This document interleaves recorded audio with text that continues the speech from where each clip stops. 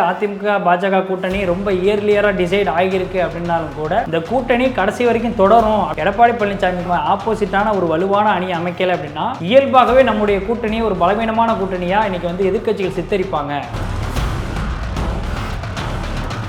ஏன் கடைசி நேரத்தில் வந்துடக்கூடாது, தாவேக்கா கூட போயிடக்கூடாது அப்படிங்கிற ஒரு விஷயங்கள் அப்படியாப்பட்ட பாசிபிலிட்டிஸ் இருக்குன்னு நிறைய பேர் பேசுகிறாங்க. இல்லை, அப்படி பேசுறது சரியான பார்வை அப்படின்ட்டு ஒரு வாதத்துக்கு வச்சுக்கிட்டாலும் கூட அமித்ஷாவுடைய கணக்கு என்றைக்குமே வந்து ரொம்ப ஸ்ட்ராங்காக இருக்கும். ஒரு தெளிவான ஒரு ஸ்ட்ராட்டஜியோட தான் அமித்ஷா களமிறங்கியிருக்கு. முதல்ல கூட்டணி, அப்புறம் கூட்டணி ஆட்சி, அப்புறம் பாஜக ஆட்சி.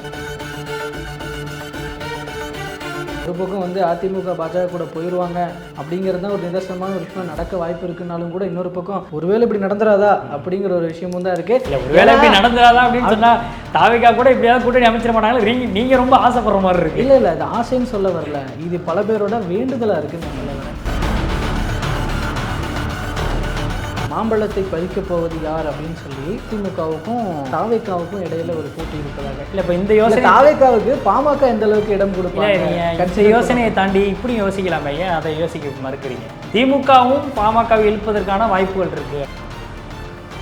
நான் இப்போ இந்த விஷயத்தை நினச்சி பார்க்குறேன். நடுவில் திருமாவளவன், இந்த பக்கம் ராமதாஸ், இந்த பக்கம் அன்புமணி, ரெண்டு பேரும் அப்படி கையை பிடிச்சி ஒன்றா தூக்கிட்டீங்கன்னா, கையை தூக்கிட்டீங்கன்னா எப்படி அமித்ஷாவும் யூபிஎஸ் நின்னாங்களே அந்த மாதிரி நின்னா எப்படி?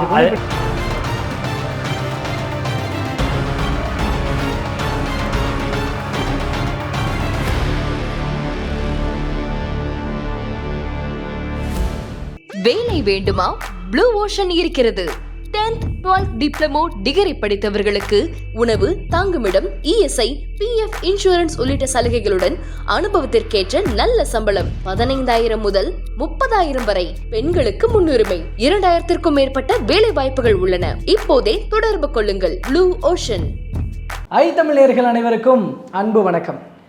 இந்த செய்தி அப்படிங்கிற இந்த நிகழ்ச்சி மூலமா உங்க கூட இணைஞ்சிருக்கிற நான் கோபிநாத், நான் கிலூர். அதிமுக பாஜக கூட்டணி போயிடுச்சு அப்படின்னா சேர்ந்துட்டாங்க அப்படின்னாலும் இன்னும் உள்ளுக்குள்ள ஒரே சலசலப்பா தானே, புகைச்சலா தானே இருக்கு. அதிமுக பாஜக கூட்டணிக்குள்ள சொல்றீங்க? ஆமா, அதுக்குள்ளதான் சொல்றேன். இல்ல, இப்ப அதிமுக பாஜக கூட்டணிக்குள்ள என்னுடைய பார்வையில அதிமுக பாஜக கூட்டணி ரொம்ப இயர்லியரா டிசைட் ஆகியிருக்கு அப்படின்னாலும் கூட இந்த கூட்டணி கடைசி வரைக்கும் தொடரும் அப்படின்றத தான் நானும் பார்க்குறேன். இதற்கான வாய்ப்புகள் தான் அதிகம். இந்த கூட்டணி நிச்சயமாக தேர்தலை சந்திப்பதற்கான வாய்ப்புகள் பெரும்பாலும் இருக்குது அப்படின்றத நான் புரிஞ்சுக்கிறேன். ஏன்னா இந்த விஷயத்தில் நம்ம ஏன் அப்படி நான் சொல்ல வரேன் அப்படின்னா, அதிமுக கடைசி நேரத்தில் பாஜகவை எதையாவது ஒரு காரணத்தை சொல்லி உங்களுடைய உடன்பாடு, உங்களுடைய நிர்பந்தம், எங்களுக்கு சில விஷயங்கள் நீங்கள் சொல்லக்கூடிய டேர்ம்ஸ் அண்ட் கண்டிஷன் எங்களுக்கு செட் ஆகலை, நாங்கள் அலோவ் பண்ண முடியாது. உதாரணத்துக்கு இந்த கூட்டணி ஆட்சி தொடர்பான விவகாரமே இருக்கட்டுமே, அந்த விஷயத்தில் கூட இன்னைக்கு எடப்பாடி பழனிசாமி அவர்கள் மறுக்கிறாரு. அமித்ஷா வந்து கூட்டணி ஆட்சி தான் அப்படின்ற மாதிரி அவர் ஒரு போகிற போக்கில் ஒரு ஃப்ளோவில் பேசிட்டு போயிட்டார். ஆனால் இதை காரணம் காட்டி கூட எடப்பாடி பழனிசாமி அவர்கள் கடைசி நேரத்தில் கூட்டணி விட்டு வெளியில் வரலாம் அப்படின்னு ஒரு வாதத்துக்கு வச்சுக்கிட்டாலும் கூட அதற்கான வாய்ப்பு இல்லை அப்படின்றது தான் என்னுடைய பார்வை. ஏன் அப்படின்னா, எடப்பாடி பழனிசாமி அவர்கள் இன்னைக்கு வந்து பாஜக கூட்டணிக்கு இருப்பதற்கு முன்னாடி பெரிய அளவிலான ஒரு கூட்டணியை அவர் அமைக்கலை. 2024 தேர்தலில், இந்த பாராளுமன்ற தேர்தலில் அவர் அமைச்சது. ஏன்னா இந்த பக்கம் ஒரு வலுவான கூட்டணி, இந்தியா கூட்டணின்னு சொல்லி காங்கிரஸ், திமுக, விசிகா உள்ளிட்ட இடதுசாரிகள் கட்சிகள் எல்லாமே வந்து ஒரு அணியில் நிற்கிறாங்க. ரொம்ப வலுவான ஒரு கூட்டணியாக இருக்குது. இன்னொரு பக்கம் சிறுபான்மை சமூகத்தை சேர்ந்த 2 மேஜரான மனிதநேய மக்கள் கட்சியும், இன்னொரு பக்கம் இந்திய யூனியன் முஸ்லீம் லீக்கும் வந்து ஒன்றா இருக்கிறாங்க. இந்த பக்கம் பார்த்தா அதிமுக சைட்லேருந்து பெரிய அளவிலான பெரிய கட்சிகள் அப்படின்றது யாருமே இல்லை. பாமகவும் பாஜக கூட்டணி போயிட்டாங்க. இப்போ அதிமுக இருக்கக்கூடிய ஒரே ஆப்ஷன் யார்? இருக்கிற சின்ன சின்ன கட்சிகள் நம்ம ஒப்பேற்றணும் அப்படின்ற மாதிரி தான் ஒரு மனநிலையில் இருந்தாங்க. அந்த அடிப்படையில் தேமுதிக ஓரளவு கணிசமான ஒரு கட்சியாக நம்மளால் எடுத்துக்கலாம். இப்போ ஆனால் சிறுபான்மை சமூகத்திலேருந்து இருந்த ஒரு எஸ்டிபி அப்படிங்கிற ஒரு கட்சி மட்டும் தேர்தலை சந்தித்தாங்க. ஒரே ஒரு இடத்துல அந்த தலைவர் நெல்லை முபாரக் வந்து திண்டுக்கல் தொகுதியில் நின்னார். அந்த தொகுதியில் நின்று ஒரு டெபாசிட் வாங்குற அளவுக்கு வந்து ஜெயிச்சு வந்திருக்கிறாரு. ஏன்னா 2ஆம் இடத்துக்கு வந்து டெபாசிட்டே வாங்கிட்டாருன்னு வச்சுக்கங்களேன். ஆனால் இது போதுமானது கிடையாது எடப்பாடி பழனிசாமிக்கு அப்படின்றது அது மூலமாக நம்மளால் புரிஞ்சிக்க முடியுது. இது ஒரு புறம் இருந்தாலும் கூட எடப்பாடி பழனிசாமிக்கு இந்த பக்கம் நம்ம ஆப்போசிட்டான ஒரு வலுவான அணி அமைக்கலை அப்படின்னா இயல்பாகவே நம்முடைய கூட்டணி ஒரு பலவீனமான கூட்டணியாக இன்றைக்கி வந்து எதிர்க்கட்சிகள் சித்தரிப்பாங்க. இப்போ இருக்கக்கூடிய திமுக கூட்டணி கட்சிகள் வந்து அதை சித்தரிப்பாங்க. கூட்டணி கட்சி பாருங்கள் எவ்வளோ பலவீனமாக இருக்குது அப்படின்னு சொல்லி சித்தரிப்பாங்க அப்படின்ற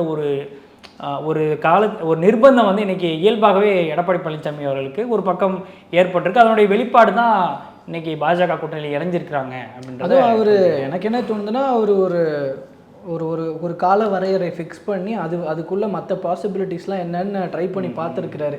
ஃபார் எக்ஸாம்பிள் தாவேக்கா கூட வெளிப்படையாக தாவேக்கா கூட கூட்டணி நடந்ததை, கூட்டணி பேச்சுவார்த்தை நடந்தது அப்படின்றது வெளிப்படையான உண்மை. அந்த செய்திகளை ரசித்தாங்க, அதிமுகவும் ரசித்து தாவேக்காவும் ரசித்தாங்க. ஒரு கட்டத்துக்கு மேலே தாவேக்கா வந்து இந்த நரேட்டிவை ஆரம்பத்தில் நம்ம கொடுத்துடக்கூடாதுங்கிறதுக்காக அதை மறுத்து வந்து ஆனந்த் வந்து பொதுச்செயலாளர், தாவேக்காவுடைய பொதுச்செயலாளர் ஆனந்த் வந்து அதை மறுத்து ஒரு செய்தி இருக்கிறார். தாவேக்கா அதிமுக கூட்டணி அப்படின்ட்டு பேச்சுவார்த்தை நடத்துறது அப்பட்டமான பொய், அப்படிலாம் எதுவும் நடக்கலை, அந்த ஹேஷியங்களுக்கெல்லாம் எங்களால் அதெல்லாம் முற்றிலுமான பொய், அதை மறுக்கிறோன்னு சொல்லி ஒரு அறிக்கை கொடுத்துருந்தார். ஒரு ஆங்கிள் அது நல்லதும் கூட, ஆரம்பத்திலேயே வந்து சொல்லக்கூடாது.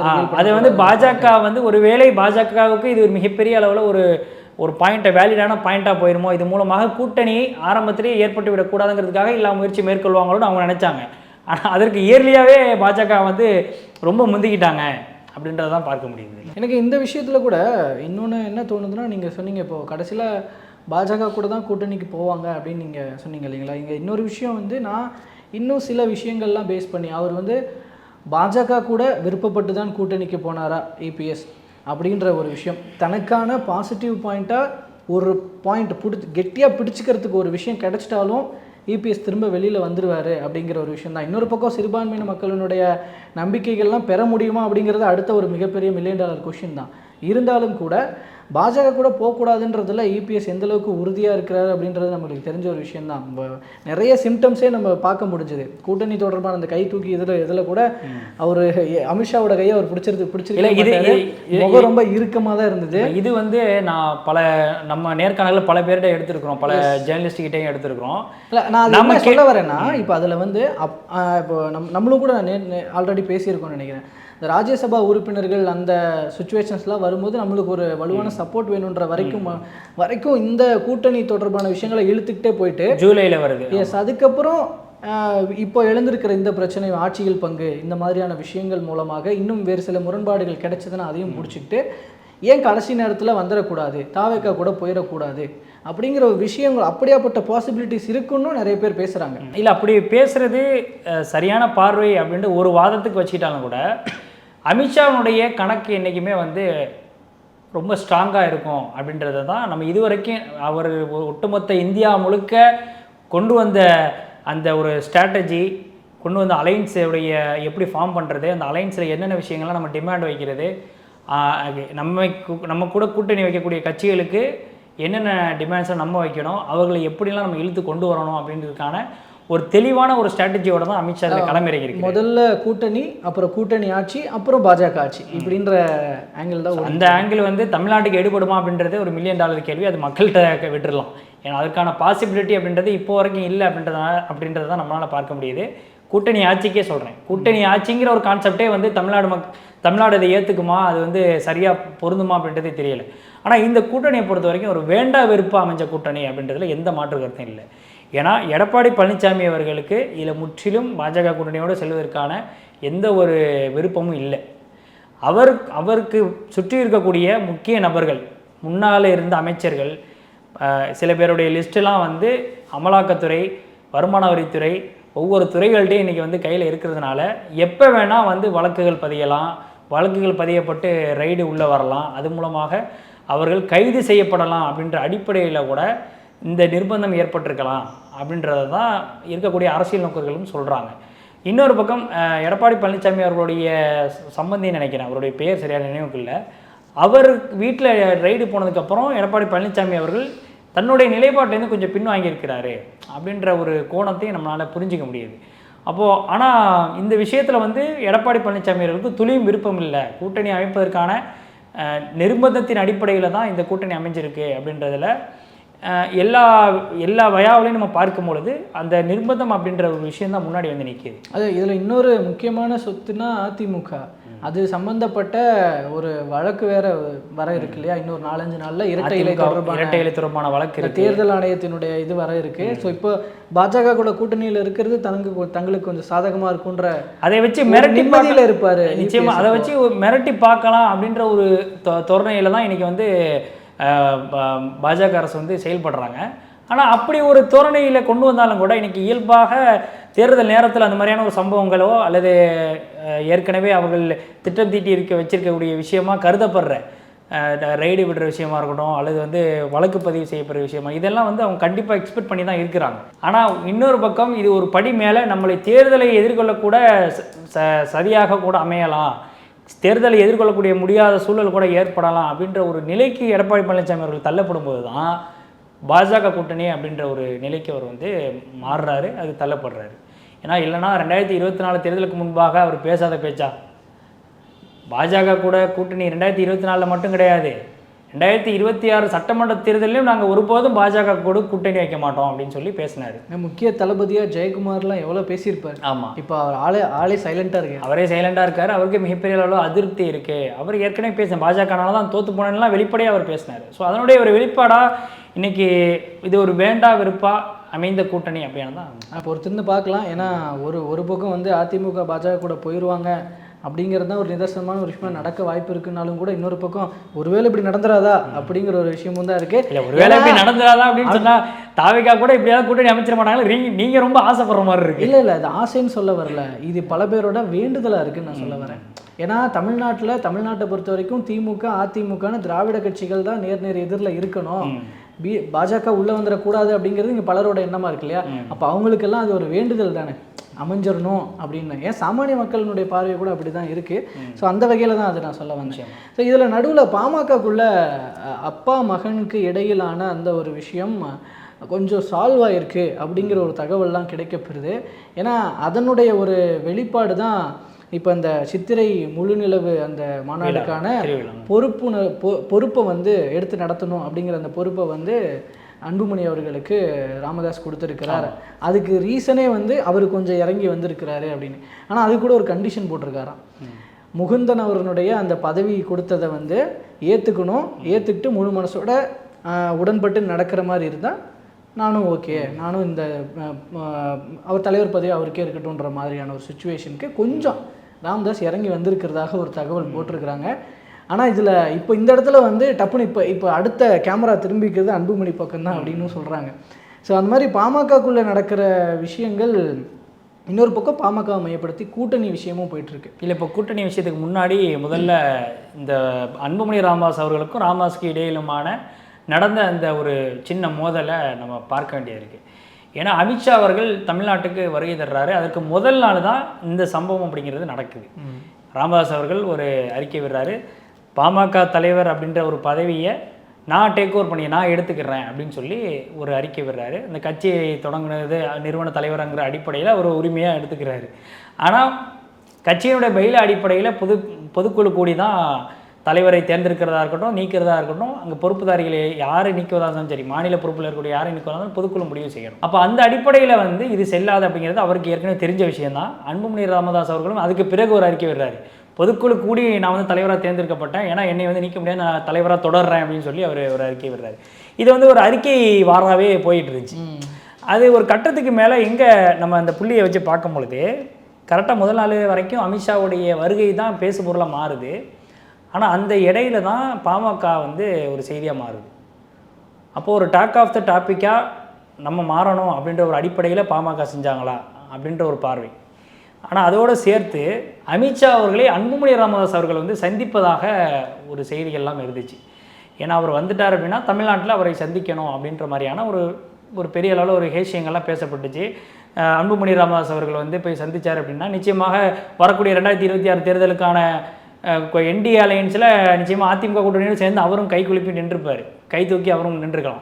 ஆனால் அதற்கு ஒரு கேட்டு போடணும், அதற்கு ஒரு தடை போடணும் அப்படிங்கிறதுக்காக தான் இன்றைக்கி ராமதாஸ் அவர்கள் இந்த தலைவர் பதவி நிற்கிறேன்னு சொல்லி முதல் நாள் அவர் வந்து நீக்கினார் அப்படின்ற ஒரு செய்திகள்லாம் வெளில வருது. ஏன்னா 2024 பாராளுமன்ற தேர்தலில் பாமக வந்து அதிமுக கூட்டணி தான் கூட்டணி வைக்கணும் அப்படின்றதில் ராமதாஸ் அவர்கள் மிகப்பெரிய அளவில் ஒரு ரொம்பவே அழுத்தம் கொடுத்துருக்குறாங்க. ஆனால் அன்புமணி ராமதாஸ் அவர்கள் பாஜக கூட தான் நாங்கள் கூட்டணி போவோன்ற விஷயத்தில் ரொம்ப தெளிவாகவே இருந்திருக்கிறாரு.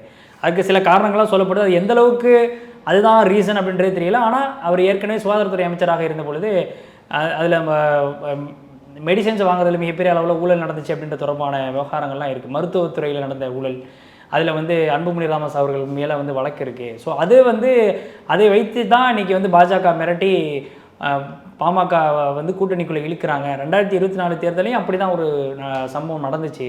அந்த அடிப்படையில் தான் அன்புமணி ராமதாஸ் வந்து உள்ளே போனார் அப்படின்ற மாதிரி ஒரு செய்திகள். ஆனால் ராமதாஸ் அவர்கள் அதை பெருசாக கன்சிடர் பண்ணலை. ஏன்னா ஜெயிக்கிற பக்கம் தான், ஜெயிக்கிற குதிரைக்கு தான் பந்தயம் கட்டணும்னு சொல்லுவாங்கல்ல. அதே மாதிரி அதிமுக பக்கம் போனால் தான் நமக்கு சாதகமான ஒரு இது அமையும். ஒரு சில இடங்களில் நிச்சயமாக கடந்த பாராளுமன்ற தேர்தலில் பாமக கூட்டணி வைத்திருந்தாங்க அப்படின்னா அதிமுக தரப்புலையும் நிச்சயமாக குறைந்தது ஒரு 5 எம்பிக்களாவது வந்து பெற்றிருப்பாங்க. பாமக சேர்ந்து கண்டிப்பாக சௌமியா அன்புமணி அவர்கள் வந்து ஜெயிச்சிருப்பாங்க. ஏன் சொல்கிறேன் அப்படின்னா சௌமியா அன்புமணி அவர்கள் வந்து தோல்வியடைந்தது வந்து மிகவும் சொற்பமான வாக்குகளில் தான் அந்த தொகுதியில் தோல்வியடைஞ்சாங்க. ஸோ அந்த அடிப்படையில் பார்க்கும் பொழுது அதிமுக கூட சேர்ந்தோம் அப்படின்னா தான் நமக்கு ஃப்யூச்சர் இருக்குது, எதிர்காலம் இருக்குது, நமக்கு வெற்றியும் வாய்ப்பும் அதிகமாக இருக்குது அப்படின்றத ராமதாஸ் அவர்கள் ரொம்ப நுண்ணிப்பாகவே ஒரு அரசியல் சாணக்கியர் அப்படின்னே சொல்லலாம். அந்த ஒரு சாணக்கியத்தனம் அவர் நிறையவே இருக்குது. அந்த அடிப்படையில் தான் அவர் யோசிச்சிருக்காரு. ஆனால் அன்புமணி ராமதாஸ் அவர்கள் அது மறுத்திருக்காரு. ஸோ இதுதான் இந்த மோதலுக்கான ஒரு முதல் காரணமாக இருந்திருக்கு அப்படின்னு தான் நான் பார்க்குறேன். ஓகே, இது போக தான் நிறைய விஷயங்கள் குடும்பத்துக்குள்ளே இருக்கிற விஷயங்கள்லாம் செகண்ட் விஷயம் அதெல்லாம் ஆப்ஷன் தான். முகுந்தன் அவர்கள் கூட வெளிப்படையாக வந்து அதுக்கு தொண்டர்கள் எந்த அளவுக்கு அக்செப்ட் பண்ணுவாங்க, ஏன்னா ஒரே குடும்பத்துக்குள்ளேருந்து வருது அப்படின்னா அப்போ நீங்கள் வாரிசு அரசியலை நீங்கள் எதிர்த்துட்டு நீங்களே வாரிசு அரசியலை கொண்டு வர்றீங்களே அப்படின்ற ஒரு எதிர்மறையான கருத்துக்கள்லாம் வந்து வரும் அப்படின்ற ஒரு விஷயங்கள்லாம் இருக்குல்ல. அப்போ அதெல்லாம் வந்து அவரை பர்சனலாக வந்து ஹர்ட் பண்ணியிருக்கலாம். ஏன்னா இது வந்து நாளைக்கு நமக்கு பின்னாடி வந்தாங்க அப்படின்னா நமக்கு அது எதிராக திரும்புமோ, தொண்டர்கள் அதை அக்செப்ட் பண்ண மாட்டாங்களோ, நாளை பின்ன நம்மக்கிட்ட இருக்கக்கூடிய பாமக தொண்டர்கள் இதை கேள்வி எழுப்பிடுவாங்களோ அப்படின்ற ஒரு அடிப்படையில் கூட அன்புமணி ராமதாஸ் அவர்கள் இதை வந்து கேட்டிருக்கலாம். ஓகே, நிச்சயமாக இதில் நம்ம முக்கியமாக இன்னொரு விஷயம் பார்க்க வேண்டியிருக்கு இப்போ இதில். ஏன்னா இந்த பாமக விஷயத்தில் நான் இன்றைக்கி ஒரு நியூஸ் பேப்பரில் ஒரு செய்தி ஒன்று பார்த்தேன். அதாவது மாம்பழத்தை பறிக்கப் போவது யார் அப்படின்னு சொல்லி அதிமுகவுக்கும் தாவேக்காவுக்கும் இடையில ஒரு போட்டி இருப்பதாக. ஏன்னா இதுக்கு என்ன நியூஸ் பேஸாக இருந்திருக்குன்னா கண்டிப்பாக திமுக கூட்டணியில் பாமக இல்லை அப்படின்னு சொல்லி முதல்வர் அவர்கள் சொன்னது அப்படின்றது தான். அப்போது கண்டிப்பாக பாமக இப்போ திமுக கூட்டணியில் கிடையாது அப்படின்னா, ஏன்னா அங்கே இன்னொரு விஷயம் என்ன இருக்குன்னா விசிகா இருக்குது. விசிகா இருந்தால் பாமக இருக்காது, இல்லை பாமக இருந்தால் விசிகா இருக்காது அப்படிங்கிற ஒரு நிலைமை தான் தமிழக அரசியலில் இருந்துக்கிட்டு இருக்கு. அப்போ அதை பேஸ் பண்ணி கூட அவர் முதல்வர் அவர்கள் அப்படி சொல்லியிருக்கலாம். அப்படியாப்பட்ட ஒரு விஷயம் ஆப்ஷனலாக இருக்குது. இன்னொன்று திமுகவுக்கும் ஒருவேளை அந்த வியூ இல்லாமல் இருக்கலாம், இல்லை எனிஹவ். ஆனால் அப்படியாப்பட்ட ஒரு அறிவிப்பை வெளியிட்டிருக்கிறார். ஸோ அதை பேஸ் பண்ணி தான் அப்போ பாமக இப்போ யார் பக்கம் போக போகிறாங்க? ஒன்று அதிமுகவா இல்லை தாவேக்காவா? அதிமுக தான் பக்கம் இழுத்துக்கு பார்க்குது, தாவேக்கா தான் பக்கம் இழுத்துக்கு பார்க்குது. இந்த இடத்துல அதிமுக கூட போகணும் அப்படிங்கிறது வந்து ஒரு இயல்பான ஒரு ஆசையாக ஒரு இதுவாக இருந்தாலும், ஒரு பாரம்பரியமான ஒரு விஷயமாக இருந்தாலும் கூட பாஜக இருக்குது அப்படிங்கிற ஒரு விஷயமும் இருக்குது. ஏன்னா இப்போதைய காரணத்தின்படி பார்த்தா அது இப்போவே அறிவிக்க முடியாது தான். ஏன்னா பாஜக இருக்கிறதுனால அந்த கூட்டணிக்கு போகிறோம் அப்படின்றது அதுதான் ராமதாஸ் அவர்களுடைய பார்வையாக தான் இருக்குது அப்படின்ற போது. அப்போ தாவேக்கா இன்னொரு பக்கம் தாங்களும் முயற்சி பண்ணுறாங்க. இங்கே தாவேக்காவுடைய முயற்சி எந்தளவுக்கு கை கொடுக்கும் அப்படிங்கிறது தான் என்னோட ஒரு பக்கம் யோசனையாகவே இருக்குது. இல்லை இப்போ இந்த யோசனை தாவேக்காவுக்கு பாமக எந்த அளவுக்கு இடம் கொடுப்பாங்க? யோசனையை தாண்டி இப்படி யோசிக்கலாமே, ஏன் அதை யோசிக்க மறுக்கிறீங்க? திமுகவும் பாமகவை எழுப்பதற்கான வாய்ப்புகள் இருக்குது அப்படின்றத நான் புரிஞ்சுக்கிறேன். ஏன் அப்படின்னா நீங்கள் கேட்கலாம், அதான் ஏற்கனவே முன்னாடியே கேள்வி வச்சிங்க விசிகா இருக்குது, எப்படி அதுக்கான வாய்ப்புகள் இருக்குது அப்படின்னு. ஏன்னா ஏற்கனவே ஒன்றாய் நின்ற தலைவர்கள் தான் திருமாவளவன் அவர்களும் ராமதாஸ் அவர்களும் ஏற்கனவே ஒன்றாய் பயணிச்சினவர்கள் தான். தமிழ்நாட்டினுடைய ஒரு வாழ்வாதாரம் இல்லை தமிழ்நாட்டினுடைய எதிர்காலத்தை நம்பி தமிழ்நாட்டினுடைய மக்களுடைய உரிமைகளுக்காக நாங்கள் ஒன்றா நிற்கிறோம், தமிழ்நாடு மக்களுடைய பிரச்சனைகளை நம்ம ஒன்றா நின்னாதான் அந்த விவகாரங்களில் சரிகட்ட முடியும், தமிழ்நாட்டு உரிமை சார்ந்த விஷயங்களை சரிகட்ட முடியும் அப்படின்னு பாமகவும் விசிகாவும் ஒரு நிலைப்பாடு எடுத்து 2 பேரும் ப்ரெஸ் மீட் கொடுத்தாலே மொத்தமாக முடிஞ்சு போயிடும். ஸோ அதுக்கான வாய்ப்புகள் கூட இருக்கு. நான் இப்போ இந்த விஷுவலை நினச்சி பார்க்குறேன். நடுவில் திருமாவளவன், இந்த பக்கம் ராமதாஸ், இந்த பக்கம் அன்புமணி, 2 பேரும் இப்படி கையை பிடிச்சி ஒன்றா தூக்கிட்டு நின்னா எப்படி அமித்ஷாவும் இபிஎஸ் நின்னாங்களே அந்த மாதிரி நின்னா எப்படி இருக்கும்? அதுக்கான இல்லை, அது வந்து என்னுடைய ஆங்கிளாக இருக்குது. ஆக்சுவலி அதுக்கான வாய்ப்புகளும் இருக்குது. ஏன்னா தேர்தலில் எப்படி வேணால் மாறலாம். ஏற்கனவே வந்து இங்கே நீ வந்து பாஜக கூட கூட்டணியில் இருக்க, நீ வந்து காங்கிரஸ் கூட கூட்டணியில் இருக்க, நீ துரோகிகள் கூட கூட்டணியில் இருக்கன்னு சொல்லி நீ மாற்றி 2 விமர்சனங்கள் தான் எதிர் விமர்சனங்களாக போயிட்டுருக்கே தவிர, இதுக்கு முன்னாடி நீங்களும் அவங்க கூட கூட்டணி தான்ப்பா வச்சுருந்தீங்க அப்படின்னு அதுக்கு அந்த கருத்துன்னு வைக்கிறாங்க. எடப்பாடி பழனிசாமி இன்றைக்கி அதை தான் சொல்கிறாரு. நீங்கள் பாஜக கூட கூட்டணி வைக்கும் போது இனிச்சுது, அதிமுக கூட்டணி வச்சா கசக்குதா அப்படின்னு சொல்லி கேட்குறாரு. அப்போது இந்த இடத்துல முன்னாடி இருந்த விஷயங்கள் எல்லாம் களைஞ்சிட்டு இது மாதிரியான ஒரு மாற்றங்கள் வர்றதுக்கான வாய்ப்புகள் இருக்குது அப்படின்றதையும் என்னால் புரிஞ்சிக்க முடியுது.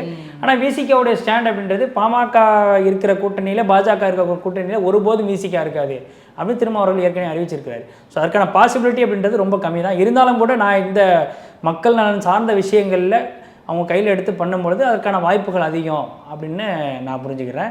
இன்னொரு பக்கம் வந்து பாமக ஆக்சுவலி ஒரு அக்செப்ட் பண்ணிக்கிற பாயிண்டில் தான் இருக்கிறாங்க விசிகாவை அப்படிங்கிற ஒரு ஆங்கிள் தான் இருக்குதுன்னு நானும் பார்க்குறேன். ஏன்னா காரணம் என்னென்னா சித்திரை முழுநிலவு மாநாடுக்கான அழைப்பிதழ் திருமாவளவன் அவர்களுக்கும் கொடுக்கப்பட்டிருக்கு. அது முக்கியமான ஒரு நகர்வாக பார்க்கணும். ஆனால் இந்த சித்திரை முழுநிலவு விழாவை வந்து மிகப்பெரிய அளவில் ஒரு 10-12 வருடங்களுக்கு முன்னாடி ஒரு சர்ச்சையை ஏற்படுத்தின ஒரு நிலவு விழா தான். ஏன்னா அந்த சித்திரை விழாவில் தான் கிட்டத்தட்ட மரக்காணம் கலவரம் அப்படின்னாலே அது சித்திரை விழாவில் நடந்த சம்பவம் தான்.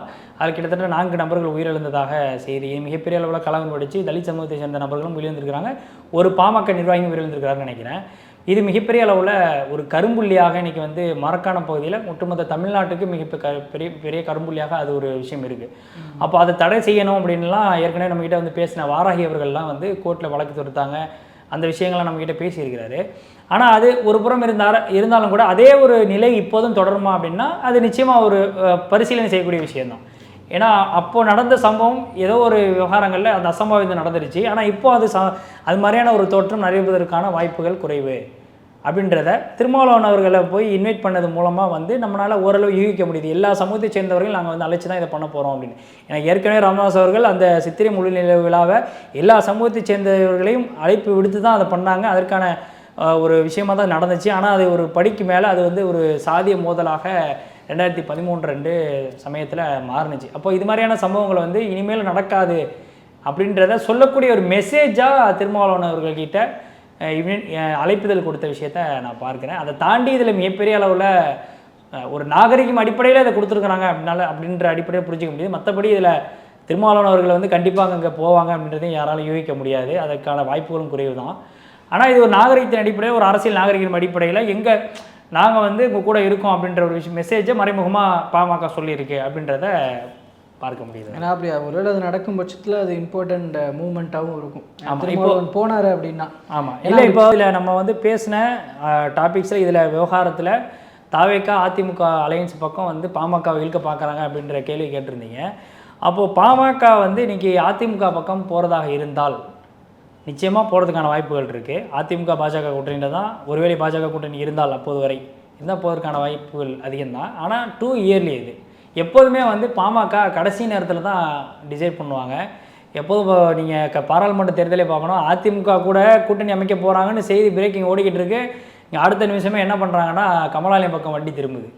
ஸோ அது மாதிரியான ஒரு சம்பவங்கள்லாம் வந்து கடந்த பாராளுமன்ற தேர்தலில் நம்ம பார்க்க முடிஞ்சுது. ஏன்னா பாமகவுடைய அந்த அரசியல் ஸ்டாண்டை கடைசி நிமிஷம் வரைக்கும் நம்மளால் உன்னிப்பாக பார்த்து அதை உறுதிப்படுத்தி கையெழுத்தாகிற வரைக்கும் நம்ம உறுதி செய்ய முடியாது. ஏன்னா அது மாதிரியான ஒரு கடைசி நேரம் வரைக்கும் தன்னை வந்து ஒரு பிரேக்கிங் நியூஸாகவே வச்சுக்கக்கூடிய ஒரு நிலை தான் வந்து பாமகவுடைய ஸ்டாண்டு. எப்போவுமே அந்த ஒரு ஸ்ட்ராட்டஜி வந்து அவங்க கையாளுவாங்க. அது ஒரு நல்ல விஷயம் கூட. ஏன்னா கடைசி நேரம் வரைக்கும் நம்மளை பேசு பொருளாக ஆக்கி நம்மளோட இம்பார்ட்டன்ஸ் என்னங்கிறத மக்கள் மத்தியில் பல்ஸ் பார்க்கக்கூடிய ஒரு விஷயமாக கூட அதை நம்ம புரிஞ்சுக்கலாம். ஆனால் இந்த தேர்தலில் ரொம்ப இயர்லியராக நம்ம அதை டிசைட் பண்ண முடியாது. தாவேக்கா கூட்டணி ஒரு பக்கம் வந்து இழுக்க பார்க்குறாங்க, தாவேக்கா எல்லா பக்கமும் கோல் போடுறாங்க. ஏன்னா வேறு ஆப்ஷன் இல்லை, அதிமுக கதவுகள் சாத்தப்பட்டிருக்கு. ஸோ இது இருக்கக்கூடிய வாய்ப்புகள் அப்படின்றது சிறுபான்மை சமூகத்து மத்தியில் இன்றைக்கி எஸ்டிபிஐ கட்சி வந்து அதிமுக கூட்டணியில் வந்து பாஜக போனதுக்கப்புறம் இவங்க வெளியேறுவதாக அஃபிஷியலாகவே அனௌன்ஸ் பண்ணிட்டாங்க. அப்போது அப்படி இருக்கக்கூடிய பட்சத்தில் எஸ்டிபிஐ பக்கமும் வந்து இன்றைக்கி தாவேக்கா திரும்புது, அதுக்கான பேச்சுவார்த்தைகள்லாம் நடந்துக்கிட்டு இருக்கு அப்படின்ற செய்திகள்லாம் வருது. இவங்க எந்தளவுக்கு அதில் பிடி கொடுக்குறாங்க அப்படின்றது தெரியல. ஏன்னா எஸ்டிபிஐ வந்து திமுக பக்கமும் வந்து பேச்சுவார்த்தை நடத்துவதாக தகவல் வருது. திமுகவே கடந்த அதிமுக அமித்ஷாவுடைய வருகை அன்னைக்கே இன்னொரு செய்தி பிரேக்கிங்காக போயிட்டுருக்கு, நெல்லை முபாரக் அவர்கள் அறிவாலயத்தில் இருக்கிறாரு அப்படின்னு சொல்லி. அப்போது எஸ்டிபிஐ கட்சி வந்து அதிமுக கூட்டணியிலேருந்து விலகி திமுக பக்கம் போகுதா அப்படின்ற செய்தி அன்றைக்கி மிகப்பெரிய அளவில் பேசு பொருளாக மாறுனுச்சு. அதில் குறிப்பாக நம்ம பார்க்க போனால் அந்த பேசுகிறதுக்கான காரணங்களில் முக்கியமாக பார்க்கணுன்னா இருந்த முக்கிய அமைச்சர்கள் எல்லாமே வெளியில் ஓடி போய் இன்வைட் பண்ணி கூட்டிகிட்டு வர்றாங்க. அந்த புகைப்படம் முதலமைச்சர் ஸ்டாலின் அவர்களோட இருக்கக்கூடிய அந்த புகைப்படத்தில் சேகர்பாபு அவர்கள் பக்கத்தில் இருக்கிறாரு அப்படின்றப்போ அப்போ இதோடைய இம்பார்ட்டன்ஸ் என்ன, எஸ்டிபிஐனுடைய இம்பார்ட்டன்ஸ் அந்தளவுக்கு அங்கே இருக்குது அப்படின்றத அவங்க கடந்த கால தேர்தலில் களப்பணியாற்றுறது மூலமாக புரிஞ்சுக்கிட்டாங்க அப்படின்றத என்னால் புரிஞ்சிக்க முடியுது. அந்த அடிப்படையில் எப்படியாவது திமுக பக்கம் இழுத்துட்டோம் அப்படின்னா சிறுபான்மை மக்களுடைய ஓட்டு நமக்கு 99.5% வந்துடும் அப்படின்றத அவங்க நம்புகிறாங்க அப்படின்னு தான் நான் பார்க்குறேன். ஆனால் அதற்கான வாய்ப்புகள் எந்த அளவுக்கு இருக்குது அப்படின்னு தெரியல. ஏன்னா சிறுபான்மை சமூகத்துக்கு ஏற்கனவே மனிதநேய மக்கள் கட்சிக்கு 2 தொகுதிகள் ஒதுக்கியிருக்காங்க நினைக்கிறேன். அது மாதிரி இந்திய யூனியன் முஸ்லீம் லீக்கு 2 தொகுதியில் 3 தொகுதியில் ஒதுக்கியிருக்காங்க. இந்த முறை அதற்கான வாய்ப்புகள் எந்த அளவுக்கு விசாலமாக இருக்குது? இவர்களுக்கு 2 தொகுதி கொடுப்பாங்களா அல்லது 3 தொகுதி கொடுப்பாங்களா இல்லை ஒரு தொகுதியோடு சுருக்கிடுவாங்களா? ஏன்னா இப்போ மனிதநேய ஜனநாயக கட்சி தலைவர் தமிம் அன்சாரி முன்னாள் எம்எல்ஏ அவரும் வந்து திமுக கூட்டணியில் தான் இது வரைக்கும் தொடர்றாரு. அவருக்கு ஒரு சீட்டு கன்ஃபார்ம் ஆனதாகவும் செய்திகள் வருது. இது எல்லாம் எந்த அளவுக்கு போகும் அப்படின்றத நம்மளால் அந்த தேர்தல் நெருக்க தான் பார்க்க முடியும். ஆனால் தாவேகா வந்து இதில் மிகப்பெரிய லெவலில் ஒரு டிமாண்டை அவங்களுக்கான ஒரு ஆஃபரை வந்து பெரிய லெவலில் கொடுக்குறாங்க. ஏன்னா இரட்டை இலக்கில் நான் உங்களுக்கு சீட்டு தரோன்றாங்க. எனக்கு தெரிஞ்சு நான் கேள்விப்பட்ட வகையில் தாவேகா வந்து கூப்பிட்டுறதோடு சேர்த்து 15 தொகுதிகளுக்கு மேலே நாங்கள் தர்றோம், நீங்கள் நெல்லுங்க. ஆனால் ஒரு பக்கம் கூட்டணியை முடிவு பண்ணுறது அப்படிங்கிற ப்ராசஸ்லாம் வந்து நாங்கள் எப்போது ஸ்டார்ட் பண்ணுவோம் இல்லை எப்போது அதில் முழு கவனம் செலுத்துவோம் அப்படின்னா டிசம்பர் நெருக்கத்தில் டிசம்பர் மாதத்தில் தான் அப்படின்றது தானே தாவேகா தரப்பு தகவலாக இருக்குது அப்படின்ற அறிவிப்பாக இருக்குது அப்படின்ற போது அது டிசைட் பண்ணுறது தான். டிசைட் பண்ணுறது தான். அதுக்கு முன்னாடி நம்ம பேசி ஒரு செட்டில் பண்ணி வச்சிடணும். அந்த கூட்டணிகளுக்கான எல்லா விஷயத்தையும் தயார் பண்ணிடணும். அந்த நெருக்கத்தில் அவங்க அதுக்கான அனௌன்ஸ்மெண்ட்டை கொடுக்கணுங்கிறது தான் இது. நீங்கள் சொல்கிற காரணங்கள் எல்லாமே அவங்க டிசைட் பண்ணி எல்லாத்தையும் முடிவு பண்ணி வச்சு அறிவிக்கிறத மட்டும் தான் அவங்க சொல்கிறாங்க. கூட்டணியை வந்து பேச்சுவார்த்தை நடத்துகிற துவக்கம் வந்து டிசம்பர் மாதம்னு சொல்லலை. அதுக்கான பேச்சுவார்த்தையில் ஒரு பக்கம் போயிட்டு தான் இருக்குது. அதிமுக உட்பட அவங்க பேச்சுவார்த்தை நடத்துனாங்க. இப்போ அந்த அடிப்படையில் இந்த பேச்சுவார்த்தை அப்படின்றது ரொம்ப இயல்பானது தான். ஆனால் ஏற்கனவே நான் சொன்னது மாதிரி ஜெயிக்கிற பக்கம் தான் பந்தயம் கட்டணும் அப்படின்ற அடிப்படையில் இன்றைக்கி எஸ்டிபிஐக்கு இது ஒரு வாழ்வா சாவா அப்படின்ற மாதிரியான ஒரு நிலையில் தான் இன்றைக்கி இருக்கிறாங்க. ஏன்னா ஏற்கனவே கிட்டத்தட்ட ஒரு 15 வருடங்கள் இருக்குன்னா மனிதநேய மக்கள் கட்சி தோன்றின சமயத்தில் அந்த ஒரு வருடம் கழித்து தான் எஸ்டிபி கட்சியை வந்து துவக்குறாங்க. அந்த நேரத்தில் வந்து கட்சியை தொடங்கின நபர்கள் மனிதநேய மக்கள் கட்சி வந்து அவங்க கிட்டத்தட்ட 2 எம்எல்ஏக்கள் இருக்கிறாங்க. 2 முறை ஜவஹர்லால் அவர்கள் வந்து எம்எல்ஏவாக இருக்கிறாரு. அப்போ எஸ்டிபிக்கு இது வரைக்கும் ஒரு பிரதிநிதித்துவம் கூட சட்டமன்றத்தில் கிடைக்கல அப்படின்ற ஒரு ஆதங்கம் இன்றைக்கி எஸ்டிபி நபர்கள் மத்தியில் இருக்குது. ஏன்னா அந்த ஆதங்கத்தை அவங்க வெளிப்படுத்துகிறாங்க. சில நிர்வாகிகள்கிட்ட பேசும்போது கூட அவங்கள்ட்ட அதை வெளிப்படுறதை பார்க்க முடியாது. ஆனால் இந்த தடவை ரொம்ப தெளிவான ஒரு முடிவை நாங்கள் எடுப்போம் அப்படின்றத அவங்க ரொம்ப ஓப்பனாகவே நம்மகிட்ட தனிப்பட்ட முறையில் ஷேர் பண்ணும்போது கூட சொல்லியிருக்கிறாங்க. அது வரக்கூடிய காலகட்டங்களில் அது எப்படி மாறும் அப்படின்றத நம்ம பொறுத்து தான் பார்க்கணும். கண்டிப்பாக நிறைய விஷயம் பேசியிருக்கோம். பிஹைண்ட் த செய்தி அப்படிங்கிற நிகழ்ச்சியினுடைய அடுத்த பகுதியில் மறுபடியும் சந்திக்கிறோம். அதுவரை உங்களிடமிருந்து விடைபெறுகிறோம். நான் கோபிநாத். நான் கிலூர். நன்றி.